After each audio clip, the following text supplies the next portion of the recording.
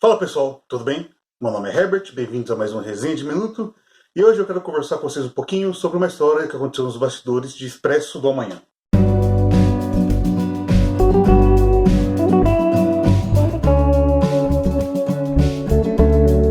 O Expresso da Manhã é um filme de 2013 que é baseado na HQ de 84, na HQ francesa, chamada O Perfura Neve, que aqui no Brasil foi lançado pela editora Aleph. Tal história é tão icônica que agora recentemente está sendo lançada uma série pela TNT e que no Brasil ela vai ser distribuída pela Netflix, sendo que o primeiro episódio estreia na segunda-feira, dia 25 de maio. Então, já até para entrar no clima da série, eu quero comentar com vocês um pouquinho sobre uma história curiosa que aconteceu na produção do filme de 2013. Vamos lá, primeiro falando um pouquinho desse projeto. O Expresso da Manhã, o filme de 2013, foi uma produção da Coreia do Sul com a República Tcheca, porém, apesar de ser um projeto de fora dos Estados Unidos, ele mirava o público norte-americano, o público hollywoodiano e também no mundo todo, claro. Então, foi um filme pensado como um blockbuster, esse tipo de coisa, mas também com os toques do cinema autoral, que é típico da Europa, da Ásia, enfim. Tanto é que o diretor escolhido para comandar esse projeto, que também é um dos roteiristas, é o Bong Joon-ho, ele que é o diretor, por exemplo, de Parasita, que ganhou o Oscar recentemente. Sendo que naquela época a gente já tinha nomes muito importantes envolvidos com essa produção. Como, por exemplo, Chris Evans, que na época já era o Capitão América e depois se consagrou mais ainda nesse papel. Ele é o protagonista desse filme, inclusive é uma das melhores atuações dele. A gente tem o Octavia Spencer no filme, que já tinha ganhado o Oscar. Tem a Tilda Swinton, que também já havia ganhado o Oscar. E também faz parte desse elenco. O ator sul-coreano, o Song Kang-ho. Ele que é um dos maiores atores sul-coreanos e que vocês devem conhecer por causa de Parasita. Ele era o pai da família lá no Parasita, da família pobre. Então, a gente tinha um diretor muito bom já na época, porque ele já tinha produzido coisas excelentes, apesar de não ser conhecido. A gente tinha um elenco de atores e atrizes extremamente capacitados, pessoas ganhadoras do Oscar. Era realmente algo que tinha um potencial gigantesco. Era baseado numa distopia, que é considerado um dos maiores clássicos de ficção científica dentro das HQs. E como se isso não bastasse, o filme era dirigido pelo Park Chan-wook.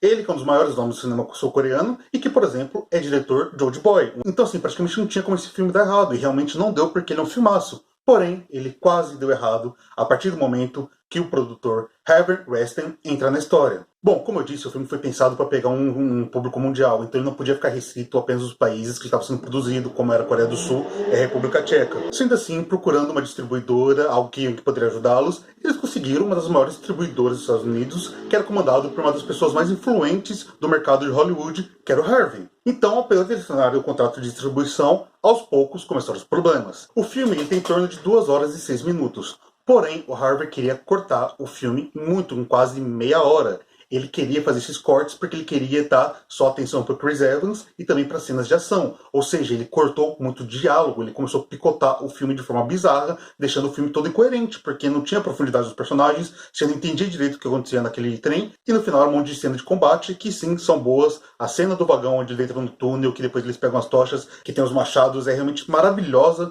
Porém, ela por si só não ia sustentar o filme, assim como outras cenas de ação. Precisa ser mais robusto. E o Bong Joon-ho não aceitou esses cortes. Ele bateu de frente com o Harvey. O que é algo que pouca gente já tentou fazer, porque, como eu falei, ele era um dos maiores nomes da indústria do cinema na época. Inclusive, o Harvey se orgulhava tanto desses cortes dele, que ele fazia nos filmes, que o apelido dele em Hollywood era Harvey Mãos de Tesoura. Ele gostava de cortar para deixar o filme mais enxuto, de uma forma que você está praticamente entregando um produto enlatado para a pessoa. Ele estava simplesmente sempre visando dinheiro, nunca preocupado necessariamente com o filme, com a obra artística. E o Bong Joon-ho já era o contrário. Ele mesmo falou que até então, ele mesmo disse que até então ele nunca tinha sido obrigado a cortar nada das suas obras, que foi realmente algo bizarro de acontecer então na época. Então, como a gente pode ver, houve um atrito gigantesco e esses cortes chegaram a acontecer. Porém, nas sessões de teste, o filme recebeu notas muito baixas. Os espectadores que assistiram não gostaram. Afinal, como o próprio Bong Joon-ho comentou, o filme ficou incoerente. Mas isso não foi suficiente para o Harvey entender que ele estava errado. Pelo contrário, ele começou a cortar mais ainda o filme.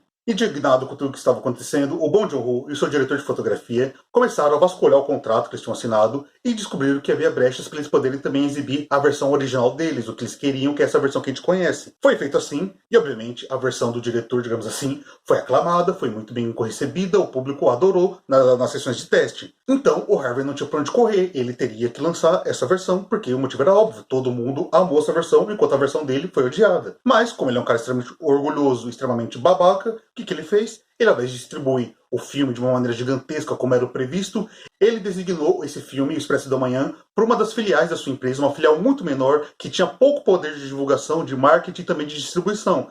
Sendo assim, o filme não chegou no grande circuito, ele chegou apenas nos cinemas pequenos, em poucas cidades, inclusive no resto do mundo. Ele foi chegando muito aos poucos no resto do mundo.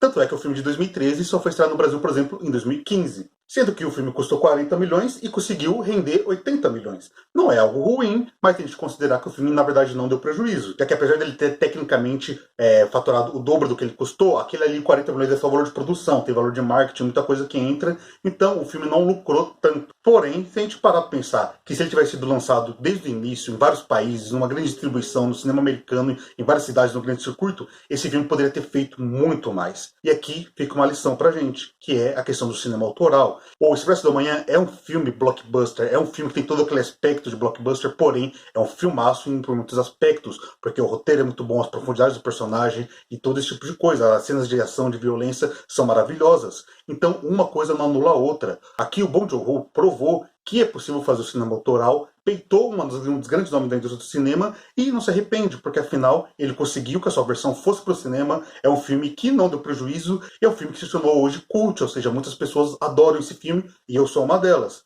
Além disso, quando a gente para para olhar de forma retrospectiva tudo que aconteceu hoje em 2020, o que nós temos?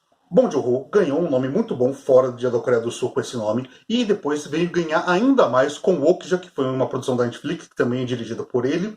E além disso, cravou seu nome na história do cinema para sempre pelo Oscar de 2020, já que ele ganhou o Oscar de melhor diretor, melhor roteirista, melhor filme estrangeiro e melhor filme geral. Sendo que foi o primeiro filme de não língua inglesa a ganhar o melhor filme no geral, o prêmio de melhor filme do Oscar. Portanto, Bong Joon-ho hoje é um dos maiores nomes do cinema atualmente e com certeza tem seu nome cravado na história do cinema sul-coreano e na história do cinema mundial. Por sua vez, o Harvey foi acusado por inúmeros abusos sexuais, questão de estupro, respondeu o processo e chegou a ser condenado a 23 anos de prisão por esses crimes, sendo que até hoje surgem novas denúncias do que esse cara praticou de abuso, de estupro, durante tantos anos sendo uma pessoa extremamente influente na indústria do cinema e usando essa influência para poder abusar de mulheres. Então, a história deu seu devido lugar a cada um deles. Um dos maiores nomes do cinema, que sempre apoiou o cinema autoral, sempre apoiou a arte. O outro, que apesar de ser influente, era apenas não se passava de um ganancioso e se mostrou, além disso, uma pessoa horrível, um criminoso e que agora cumpre pena. Enfim, pessoal, espero que vocês tenham gostado dessa curiosidade. Se você não conhece o Expresso da Manhã, amanhã ou depois de amanhã eu pretendo soltar um vídeo falando um